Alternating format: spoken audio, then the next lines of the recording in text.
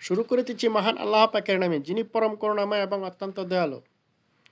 এই যে বাংলাদেশের রাজনীতির এক এলডিপির, আগে বিএনপির ছিল, সদস্য ছিল, সংসদ সদস্য ছিল, বর্তমানে এলডিপি চেয়ারম্যান কর্নেল ওলি।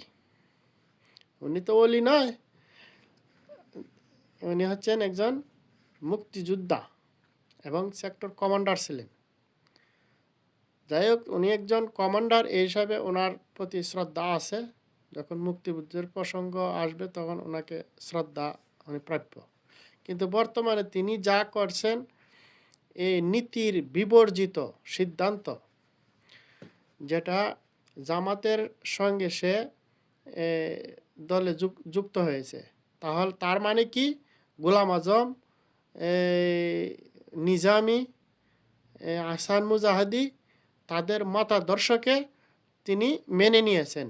তো মেনে নিয়েছেন মানে ওনার বীর বিক্রম পথ থাকে না, ওনার মুক্তিযুদ্ধের খেতাব থাকে না।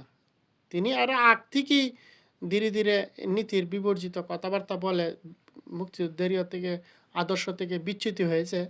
এখন পুরোপুরিভাবে বিচ্যুতি হয়েছে। ওনাকে সবাই আপনাকে ধিক্কার জানাই।